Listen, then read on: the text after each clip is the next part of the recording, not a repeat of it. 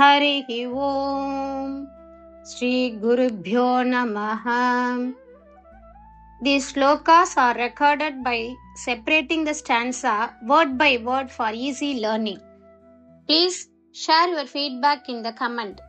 Kindly subscribe and share to others. Om Namo Bhagavate Vasudevaya. Om Namo Narayanaya. Sloka 10. Adorned with lotus garland, you ran from the city on foot, pretending to be frightened and surprised. The Yavana king, who had no meritorious deeds, in order to be blessed by being killed by you, chased after you. You led him into a mountain cave, where King Muchukunda was lying asleep.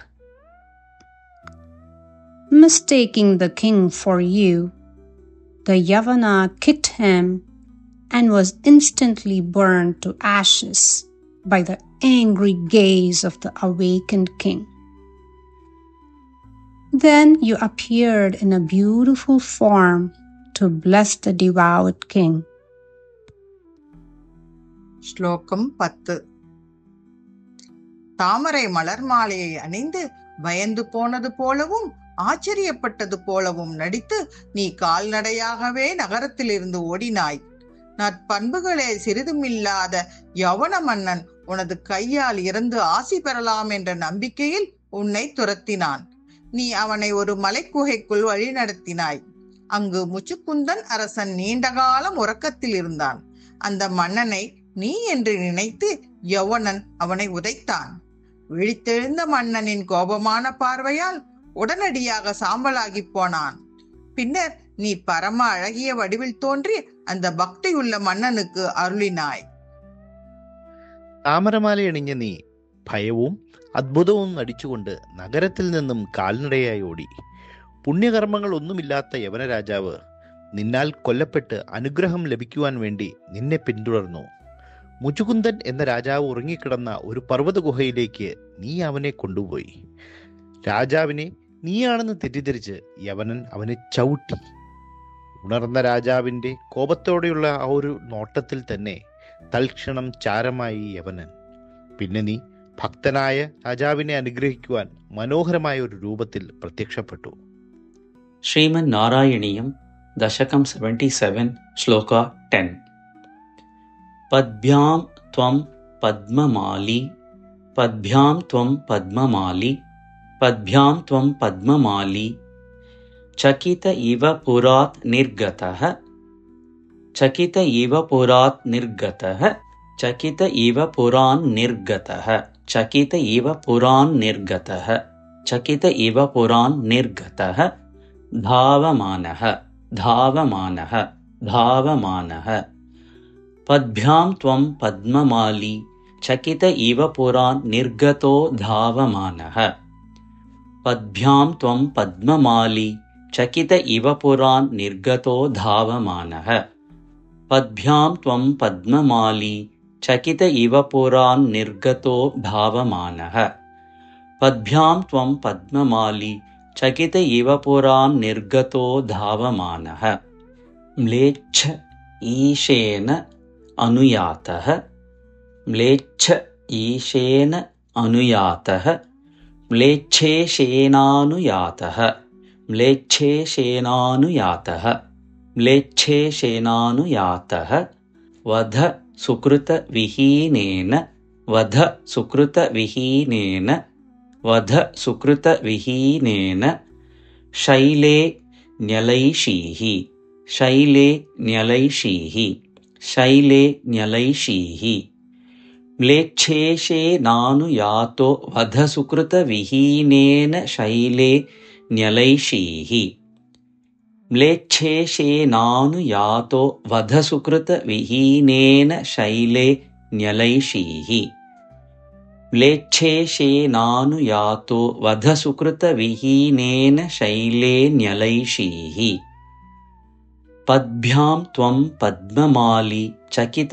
इव पुरान् निर्गतो धावमानः म्लेच्छेशेनानुयातो वधसुकृतविहीनेन Shelley न्यलैषीः पद्भ्यां त्वं पद्ममाली चकित इव पुरान् निर्गतो धावमानः म्लेच्छेशेनानुयातो वधसुकृतविहीनेन Shelley न्यलैषीः पद्भ्यां त्वं पद्ममाली चकित इव पुरान् निर्गतो धावमानः म्लेच्छेशेनानुयातो वधसुकृतविहीनेन शैले न्यलैषीः सुप्तेन अङ्घ्र्या हतेन सुप्तेन अङ्घ्र्या हतेन सुप्तेनाङ्घ्र्या हतेन सुप्तेनाङ्घ्र्या हतेन सुप्तेनाङ्घ्र्या हतेन द्रुतम् अथ मुचुकुन्देन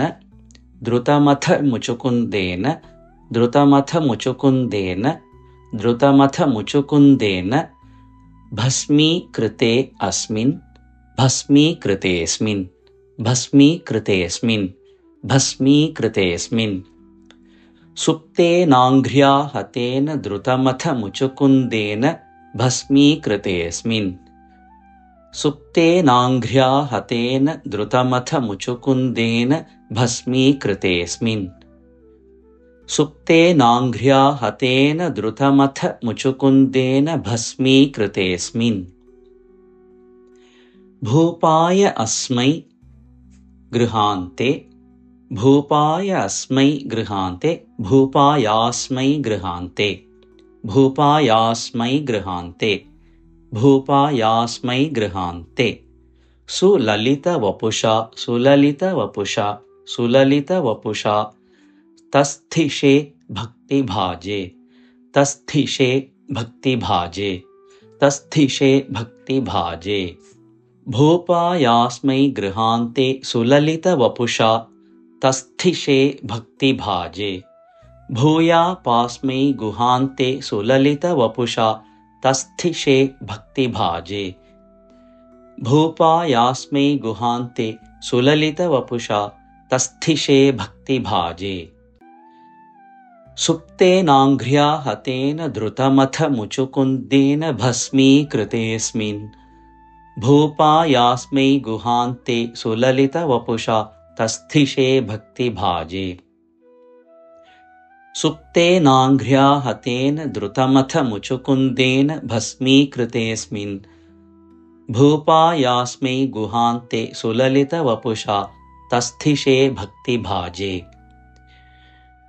सुप्तेनाङ्घ्र्या हतेन द्रुतमथ मुचुकुन्देन भस्मीकृतेऽस्मिन् भूपायास्मै गुहान्ते सुललितवपुषा तस्थिषे भक्तिभाजे पद्भ्यां त्वं पद्ममाली चकित इव पुरान् निर्गतो धावमानः म्लेच्छेशेनानुयातो वधसुकृतविहीनेन शैले न्यलैषीः सुप्तेनाङ्घ्र्या हतेन द्रुतमथ मुचुकुन्देन भस्मीकृतेऽस्मिन् भूपायास्मै गुहान्ते सुललितवपुषा तस्थिषे भक्तिभाजे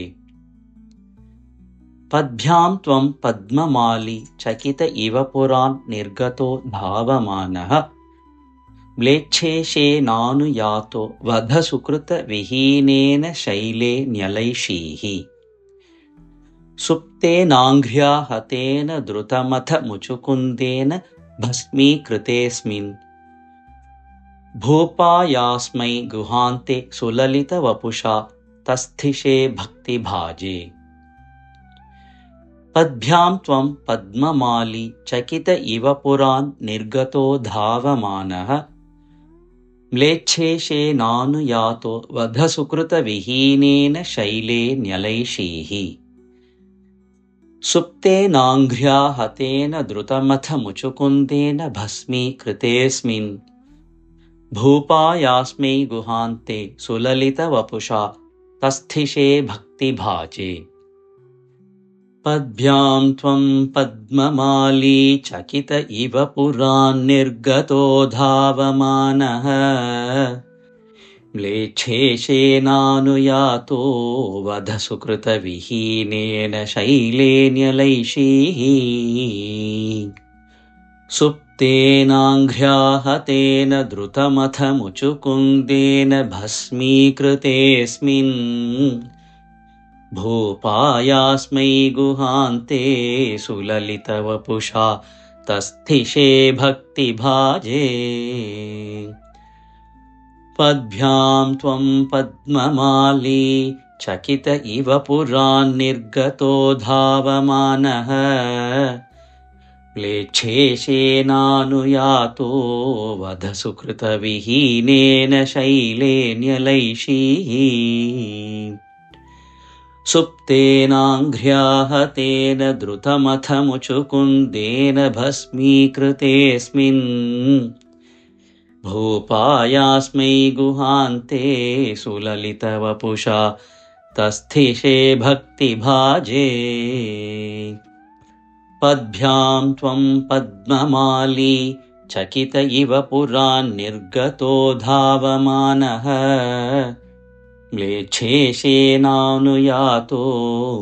वधसुकृतविहीनेन शैलेन्यलैषीः सुप्तेनाङ्घ्र्याहतेन द्रुतमथ मुचुकुन्देन भस्मीकृतेऽस्मिन् भूपायास्मै गुहान्ते सुललितवपुषा तस्थिषे भक्तिभाजे पद्भ्यां त्वं पद्ममाली चकित इव पुरान्निर्गतो धावमानः म्लेच्छेशेनानुयातो